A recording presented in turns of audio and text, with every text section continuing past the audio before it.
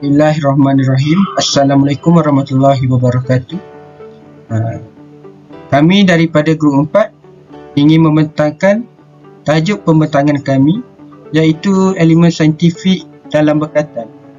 Sebelum itu, saya Muhammad Izham Amri bin Azmi. Sebelum itu, kita akan melihat kandungan dalam sesi pembentangan kami. Yang pertamanya, definisi berkatan. Hukumnya, seterusnya kaedah, hikmah, kelebihan, kekurangan dan kesimpulan. Jadi, apakah maksud berkatan? Berkatan bererti bahagian hadapan kulit yang dipotong yang menutupi pangkal kemaluan lelaki, manakala bagi wanita dikenali sebagai alqah. Menurut Kamus Dewan Pula, berkatan ialah sunat memotong kulit. Manakala berkatan dari segi istilah terbahagi kepada dua kategori, iaitu katan lelaki dan katan wanita. Katan lelaki merupakan pangkal zakah setelah kulitnya dipotong, manakala bagi wanita ialah gumpalan kulit yang terdapat di bahagian atas faras seperti balon ayam jantan yang kemudiannya dipotong. Ulama bersepakat bahawa amalan katan bagi lelaki atau alqaf bagi wanita adalah merupakan perkara syariat. Namun, ulama berselisih pendapat mengenai hukumnya sama ada ia wajib atau sunat. Hukum berkatan. Potong hadis riwayat Imam Ahmad radhiyallahu anhu daripada Nabi SAW. Maksudnya, khitan itu disunatkan bagi kaum lelaki dan merupakan permulaan bagi kaum wanita. Hadis riwayat Imam Ahmad. Manakala bagi mereka yang mengatakan wajib pula berpegang kepada sabda Nabi SAW kepada seseorang lelaki yang baru memeluk agama Islam. Buanglah daripadamu rambut kekufuran dan berkhitanlah. Hadis riwayat Abu Daud. Seorang anak yang baru lahir disunatkan untuk berkhitan ketika berusia 7 hari. Namun kiraan ini tidak mengambil kira ia dilahirkan. Seterusnya, kaedah berkatan tradisional. Kaedah berkatan tradisional biasanya dilakukan oleh tok mudim yang tidak menggunakan bius.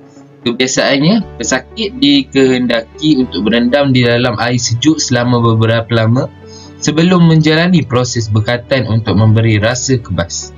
Teknik ini menggunakan kelengkapan seperti pisau, gunting dan penyepit. Teknik ini adalah agak rumit kerana ia memerlukan teknik jahitan bagi menjahit luka.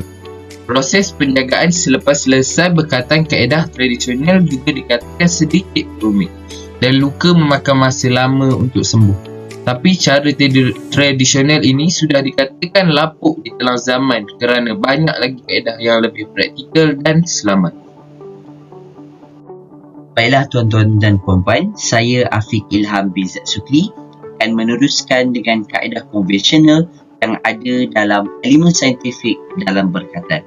Kaedah konvensional yang paling popular pada masa ini ialah kaedah dosa klip dan laser. Dosa klip ialah cara setelah bius di bahagian kulit yang menutupi zakar dan akan digunting dan dibuang sehingga ke belakang kepala zakar.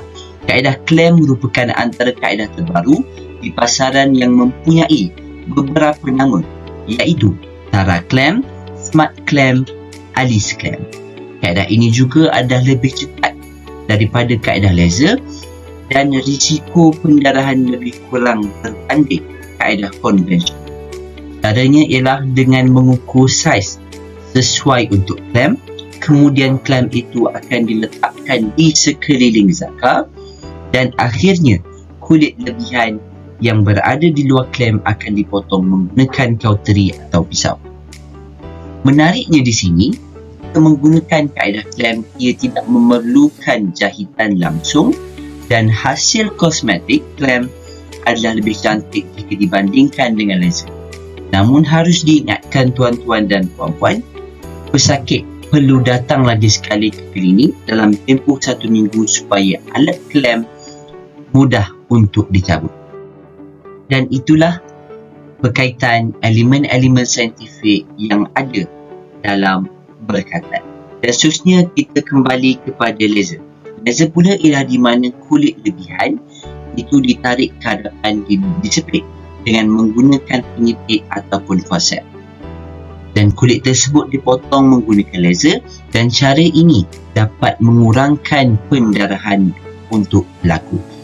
Sunat menggunakan laser amat popular bermula dari tahun 2000 sehingga sekarang. Ia melibatkan satu alat yang dipanggil sebagai cautery, di mana cautery ini akan menghasilkan haba pada hujung alat yang digunakan untuk memotong lebihan kulit dan sekaligus menghentikan darah sewaktu proses pemotongan. Ini menjadikan proses sekatan tersebut lebih cepat dan lebih bersih kerana kurang risiko pendarahan.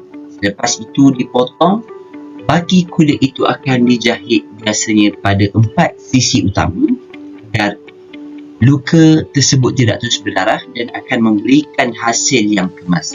Tempoh prosedur biasanya mengambil masa 30 hingga 45 minit dan penjagaan pula ada kalanya rumit dari kaedah lain.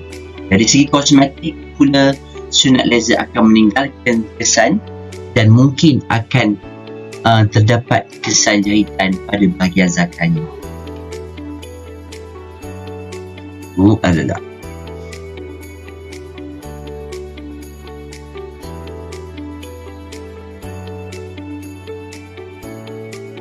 Seterusnya, kepentingan berkhatan. Daripada aspek agama, berkhatan adalah salah satu praktis sunnah dalam Islam, dan bagi umat Islam, tindakan ini sering dianggap sebagai kewajipan agama. Yang kedua, daripada aspek kesihatan seksual dan reproduktif, pencegahan infeksi. Berkhatan dapat membantu mengurangi risiko infeksi pada organ genital lelaki kerana kulup yang meliputi kepala zakar dapat menjadi tempat berkumpulnya kotoran dan bakteria. Yang ketiga, kesihatan umum. Mengurangkan risiko kanser.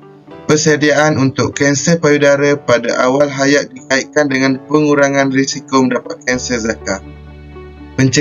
Pencegahan masalah kulup. Kehamilan boleh mengelakkan masalah kulup seperti fimosis, kulup yang tidak boleh ditarik ke belakang, dan balantis, keradangan kepala zakar. Dan yang keempat, kebersihan dan keselesaan. Ia sangat mudah dijaga kerana berkhatan memudahkan kebersihan alat kelamin kerana kawasannya lebih terbuka dan boleh dibersihkan dengan lebih berkesan.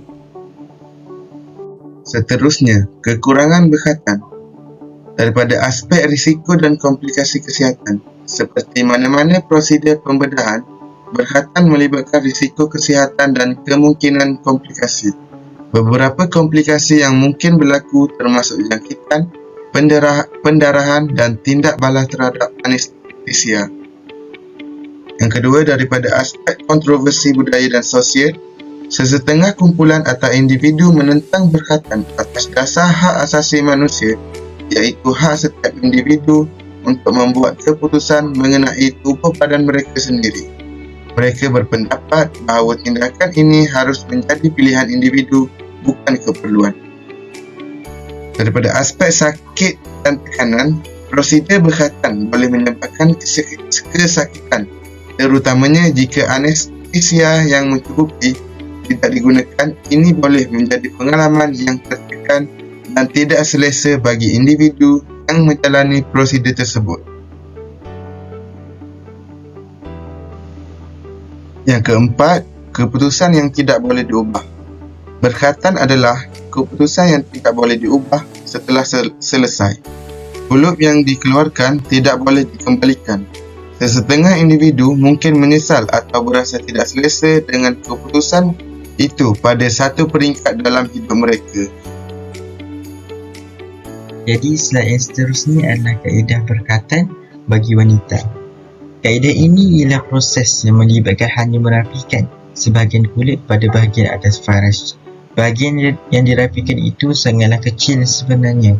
Ia sama sekali berbeza dengan proses berkhatan bagi lelaki. Kaedah yang betul adalah hanya dengan membuang prepuce clitoral hood atau lebihan kulit pada bahagian klitoris sahaja dan tiada jahitan dilakukan pada kemaluan. Malah, prosesnya juga sangat ringkas dan sepatutnya tidak menyakitkan. Jadi di sini terdapat dua kepentingan berkhatan. Yang pertama, menjadikan anggota kemaluan wanita lebih bersih, dan yang kedua ialah memelihara seorang daripada pelbagai penyakit. Dan yang terakhir, kami dapat simpulkan bahawa amalan berkhatan sangatlah penting dan dianggap sebagai tuntutan agama yang tidak boleh dipandang ringan. Amalan berkhatan juga dapat menghindari individu dan masyarakat daripada risiko penyakit seperti jangkitan kuman pada kulit serta terdedah dengan penyakit HIV.